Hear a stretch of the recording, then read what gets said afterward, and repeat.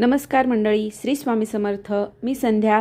माझ्या चॅनलमध्ये तुम्हा सर्वांचं खूप खूप मनापासून स्वागत करते.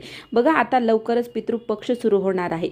तर तो कधी सुरू होणार आहे, कधी संपणार आहे ते आपण या व्हिडिओमध्ये पाहू. त्याचबरोबर या कालावधीमध्ये म्हणजे पितृपक्षामध्ये आपण काय करावे, काय करू नये, कुठल्या सेवा कराव्यात की ज्यामुळे आपल्या जीवनामध्ये कुठल्याही प्रकारची समस्या अडचण राहणार नाही आणि असलेल्या अडचणी समस्या दूर होतील. त्याचबरोबर पितृदोषापासून सुद्धा आपल्याला मुक्ती मिळेल. हे सर्व आज आपण या व्हिडिओमध्ये पाहणार आहोत. त्यामुळे व्हिडिओ अगदी शेवटपर्यंत पहा आणि जर तुम्ही आपल्या चॅनलवरती नवीन असाल तर आपल्या चॅनलला सबस्क्राईब करा. तर बघा, पितृपक्ष दरवर्षी भाद्रपद महिन्याच्या पौर्णिमेपासून अश्विन महिन्याच्या अमावस्येपर्यंत सुरू होतो. यावर्षी पितृपक्ष 29 सप्टेंबर 2023 रोजी सुरू होईल आणि 14 ऑक्टोबर 2023 या दिवशी तो संपणार आहे. तर बघा, पितृपक्ष म्हणजे पितरांची प्रार्थना, पिंडदान आणि श्राद्ध करण्याची वेळ असते. त्यामुळे पितरांना समाधान मिळते आणि ते आपल्या कुटुंबातील सदस्यांना सुख समृद्धीचा आशीर्वाद देत असतात. तर बघा, आता आपण हे जाणून घेऊ की या पितृपक्षामध्ये आपल्याला कुठली कामं आहेत जी आपल्याला चुकूनही करायची नाहीत.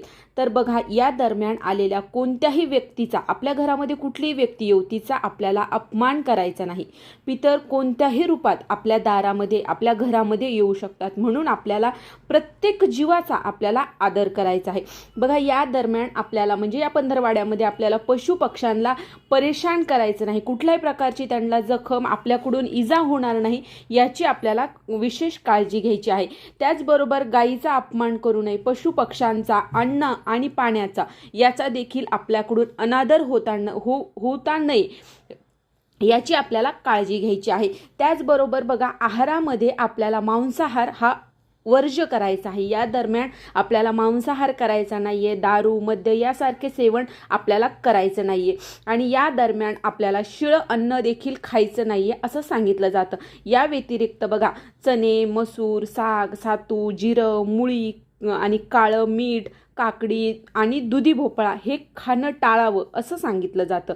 त्याचबरोबर बघा, या दरम्यान श्राद्ध स्वतःच्या घरात किंवा गया, प्रयाग, बद्रीनाथ व इतर अशा श्राद्धस्थळी जे असतात त्या ठिकाणी आपण करू शकतो. पण हे जे श्राद्ध आहे हे पितरांचं, हे आपण दुसऱ्याच्या घरी करायचं नाही. एकतर आपल्या घरी किंवा या जे ठिकाण आहेत या ठिकाणामध्येच आपल्याला करायचं आहे. फक्त दुसऱ्याच्या घरी कधीही श्राद्धाचा कार्यक्रम करायचा नसतो. त्याच्यानंतर बघा, या दरम्यान आपण झाडं कापू नये. यामुळे आपले पित्र नाराज होत असतात असं सांगितलं जातं. त्याचबरोबर सात्विक आणि धार्मिक विचाराला, ब्राह्मणाला आपल्याला मध्यान्ह दरम्यान भोजन करावे असे सांगितले जाते. श्राद्धाचा प्रसाद घेतल्याच्या नंतर जेव्हा आपण श्राद्धाचं जेवण करतो त्याच्यानंतर दुसऱ्यांदा आपण जेवण करू नये असं सांगितलं जातं. श्राद्धाचं जेवण जेवल्याच्या नंतर एकदाच जेवण करायचं असतं असं सांगितलं जातं. या दरम्यान नवीन वस्त्र खरेदी करू नये किंवा नवीन वस्तू किंवा नवीन वस्त्र आपण खरेदीसुद्धा करू नये आणि ती धारणसुद्धा करू नये असं सांगितलं जातं. खोटं बोलणं, अनैतिक काम करणं, कोणाशीही वाईट म्हणजे विचारसुद्धा आपल्या डोक्यामध्ये कोणाविषयी वाईट विचारसुद्धा आणायचे नाही आणि कोणाविषयी वाईट बोलायचं सुद्धा नाही. या पंधरवाड्यामध्ये आपल्याला ही कामं चुकूनही करायची नाही आहेत. तर आता आपण हे जाणून घेऊया की या पितृपक्षामध्ये आपल्याला कुठल्या गोष्टी आहेत ज्या आपल्याला करायच्या आहेत. बघा, या काळामध्ये, या पितृपक्ष या काळामध्ये आपले जे पूर्वज असतात ते पृथ्वी तलावर येत असतात असं सांगितलं जातं. म्हणून आपल्याला कुटुंबातील व्यक्तींचं निधन, आपल्या कुटुंबातील ज्या व्यक्तींचं निधन झालेलं आहे त्या तिथीला म्हणजे पितृपक्षातील त्या तिथीला विधिवत त्यांचं श्राद्ध आणि तर्पण विधी करावा असं सांगितलं जातं. आपले श्राद्ध विधी या विधीमुळे आपले जे पूर्वज असतात ते प्रसन्न होतात आणि त्यांचा आत्मा शांत होतो आणि आपल्याला ते शुभ आशीर्वाद देतात असं सांगितलं जातं. बघा, जर आपण या पितृपक्षामध्ये आपल्या पितरांचे श्राद्ध केले नाही, त्यांचं तर्पण केलं नाही तर त्यांचा आत्मा अशांत राहतो असे सांगितले जाते. आणि बघा, त्यामुळे आपल्याला आपल्या घरामध्ये अडचणी निर्माण होत असतात, समस्या निर्माण होत असतात. म्हणून आपल्याला या पितृपक्षामध्ये आपल्या पूर्वजांसाठी आपल्याला श्राद्ध आणि तर्पण करायचे असते. त्याचबरोबर या काळामध्ये आपल्याला यथाशक्ती आपल्याला जेवढं घडेल तेवढं आपण दान धर्म करायचा आहे. आपण एखाद्या गरजूंना अन्न, पाणी, वस्त्रसुद्धा देऊ शकता. आपल्याला यथाशक्ती आपल्याला जसं घडेल तसं आपण दान धर्म या दिवसामध्ये आपल्याला करायचं आहे.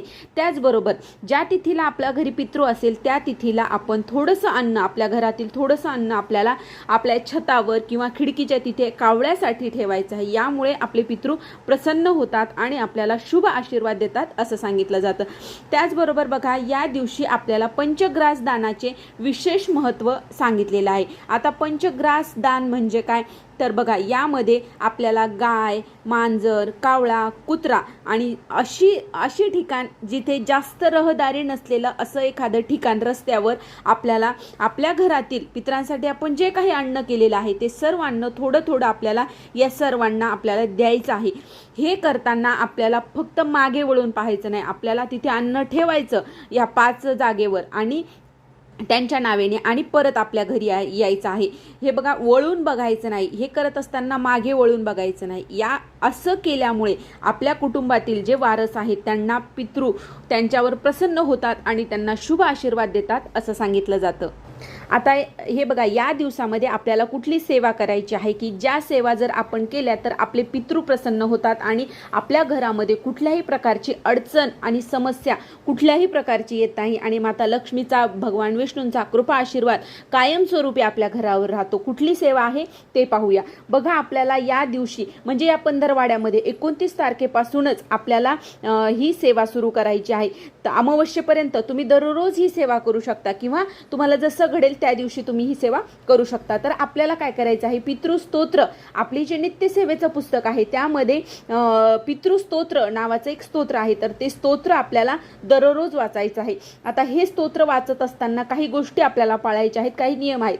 तर बघा आपण जेव्हा देवपूजा करतो, देवपूजा करताना आपण जे आसन वापरतो तर ते आसन न घेता यासाठी आपल्याला जेव्हा आपण पितृस्तोत्र वाचणार आहोत त्यासाठी आपल्याला वेगळं एक आसन घ्यायचं आहे आणि ते आसन फक्त आपल्याला त्याच पितृस्तोत्र वाचतानाच घ्यायचं आहे. ते आपल्याला परत दुसऱ्या कुठल्याही गोष्टीला आपल्याला ते वापरायचं नाही आणि वाचन झाल्याच्या नंतर ते आपल्याला अशा ठिकाणी ठेवायचं आहे की ज्या ठिकाणी आपला हात लागणार नाही आणि त्याच्यानंतर पितृस्तोत्र वाचल्याच्या नंतर आपल्याला हात पाय धुवूनच आपल्याला पुढचं काम करायचं आहे.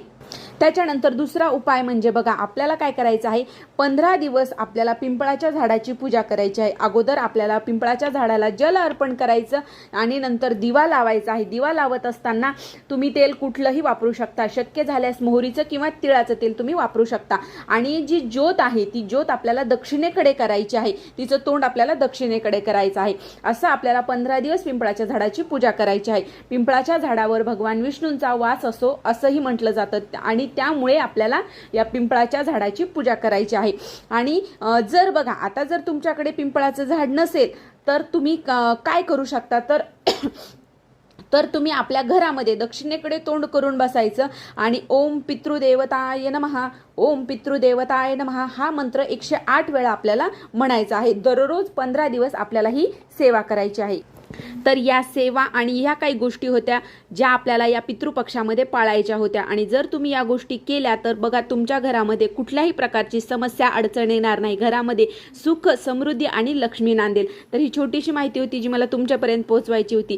जर तुम्हाला हा व्हिडिओ आवडला असेल तर व्हिडिओला लाईक करा, जास्तीत जास्त लोकांपर्यंत हा व्हिडिओ शेअर करा आणि आपल्या चॅनलला सबस्क्राईब करा. श्री स्वामी समर्थ.